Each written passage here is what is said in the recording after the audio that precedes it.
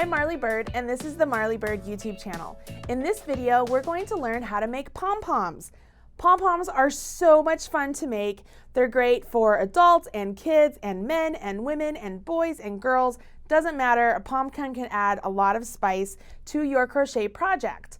A great thing that I like to use pom-poms for is if I get to the top of a hat and I have a little hole, I can stick a pom-pom on there and it covers up the hole perfectly. Plus it adds just a little bit of something to the top of a simple hat pattern. This is my candy cane hat. And I mean, it's a lot of fun, even with the ear flaps and the ear flaps and the tassels, but I think the pom-pom just looks a lot of fun. So I'm gonna show you guys how to make a pom-pom today, all right? Here we go. I'm gonna set that aside. The first thing I'm going to show you how to do is how to create a pom-pom using these really great pom-pom makers by Clover. You can see here different pom-poms that I've created with these pom-pom makers. So we have this very large one here, and Brian actually made this big purple one, and then I made these two other ones. So this is a little bit bigger and a little bit smaller. And this one here, you can see I actually changed colors. So one side is purple and one side is the variegated. I'm gonna show you guys how to use these tools because they're so much easier than the old cardboard way that we used to do way back in the day. So let's learn how to do this, okay? I'm gonna set the pom-poms aside and I'm gonna go ahead and let's use the medium-sized one. Now what's great here, you can see if you get your tool, it comes apart. The whole thing comes apart, and that's what makes it so easy to create the pom-pom. When we put the middle spindle into the little space there, the two blue parts actually open up and they're side by side, and that's what we're gonna wrap the yarn around, is this one and this one, so that when they come closed, we're gonna put our scissors right here down this groove or this kind of like rut area, and we're going to cut the yarn all the way around. Then we'll tie the yarn, we'll undo the blue parts again, and we'll take the whole thing apart and it'll have the pom-pom release. That's what makes this so easy, and it's so much fun, you guys. Really great for decorating hats and holiday projects. So the first thing I'm gonna do is I'm gonna undo these. I'm gonna grab my yarn. I've got just basic acrylic worsted weight yarn today, and I'm going to hold one end of the yarn right here at like the base of the blue section. And I'm just going to wrap it around this whole section. Now you can be really precise and not really overlap the yarn like that and maybe just go completely really perfectionist style, or you can wrap willy-nilly and just go however you want. It really doesn't matter too much. In the end, it's just a pom-pom. When it does matter is if you were going to do some sort of a decoration or you wanted a particular color in a particular section, so on and so forth. So I'm gonna keep on wrapping here, and then I'm gonna have you guys join me back before we're ready to go to the other side, okay? Okay, so I'm near the end of my wraps, and I'm just basing it on just guesstimating how many wraps I wanted to do. Obviously, the more wraps I do around this blue section, the thicker my pom-pom's gonna be. And so I've decided that this is a pretty good thickness. I'm gonna end up here at this end of the blue, so it's opposite where I began, because I began down here. The reason I wanna do that is because when this closes, my yarn is right here waiting for me to start wrapping around this blue one. So that's what I'm gonna do now. I'm just carrying this over and I'm gonna start wrapping this one. Now, the thing is, you want this side to be roughly the same amount of wraps as the opposite side. So that way you don't have one side of your poof or your pom-pom that is thicker than the other. So if you are one of those people that has to have everything absolutely precise and exact, you can count each wrap as you go along, and that would be fine. Or you can be like me and just guesstimate and think, oh, is that gonna be enough? Yeah, that looks about right, okay? So go ahead and wrap this section so it matches your other section, and join me right back here. All right, so I'm near the end of my wraps for this side. Just gonna put a couple more in here just because it looks like it's a little bit not as thick as the other. So I'm gonna go right there. And here's what I'm gonna do. If you notice, I've put it through that crack area right there. And I'm going to close this. And Now I'm going to cut. So I'm going to grab my scissors. Now here's word to the wise. You want to have some really nice sharp scissors. If you don't, it's okay. You're just going to have a little bit more difficult time cutting through all of these wraps of yarn. So again, if you remember at the beginning, we have this nice groove right here. So we'll be able to follow that all along to cut our wraps. So I'll move that green one. Now my scissors aren't the best. They're just kids' crafting scissors. So I'm gonna just do the best I can. You can see here, it takes a little bit of time. I can just do a couple at a time if I wanted to. Like maybe I just take the top couple and then I do the bottom couple. Doesn't matter, it's not gonna make much of a difference. As long as you don't cut yourself, you'll be good to go. You can see as they start to come undone, they're going to one side or the other. And if you've done your wraps nice and evenly, everything will look really great. It'll look, you can tell that one side is not any bigger than the opposite side or anything like that. You just cut it all the way around. See what I mean about having scissors that are pretty decent?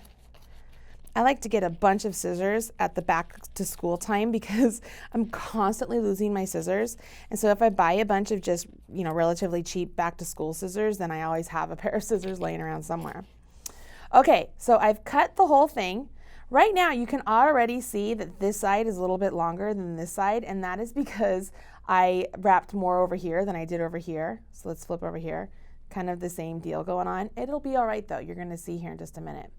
I'm going to go ahead and I'm going to set this down and I'm going to grab my yarn that I wrapped around. Now, here's a little trick. If your pom-pom is made of a yarn that does not withstand pulling apart really well, or give it a nice tug if it's going to fall apart, you might think about using a different fiber for this portion because you need this to be nice and snug because that's what's going to hold all of these cut fibers in place. We're going to take our yarn and we're going to go right down the center of that blue trivet or gutter that we had cut around, and I'm wrapping it all the way around, and I'm going to go ahead and create an overhand knot. So I'm just tying it. I'm going to pull that snug. See how I'm pulling it real snug? This is why you want to make sure your yarn can withstand that.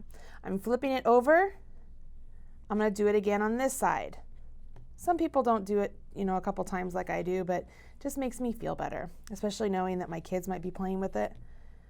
Give it a nice tug. I'm doing it one more time. I'm going to turn. I'm going to tie it again. And this time I'm going to do it the same side and just make a knot. Okay, so now I have these nice tails right here. Pretty cool, because I'm going to be able to use them to fluff my work. I'm going to undo, if I've done everything correctly, undo my blue section. And then when I pop this off, it's like so gratifying. It's so exciting to pop that apart and see it all come together. Set that aside. You can see I have here's my pom-pom. See? Okay, now watch, you ready? I'm gonna shake it up, shake it like a Polaroid picture. All right, so I've used my tails to shake it and I have this nice pom-pom. You can see there are some that are a little longer than the others. That is where you go ahead and you take your scissors and you trim it up. You shape it up. Shape up your pom-pom to whatever shape you want to make them as uniform as you want. This part gets a little tedious. This is the part you might not want the kids to do because it's kind of like cutting hair. They could cut a little big. That doesn't make sense, huh? They could cut a big chunk off and, like they do with their eye or their bangs. Did you guys ever do that as a kid? Cut your bangs and you're like, oh, this looks great, Mom. And they're like up to your hairline. I totally did that.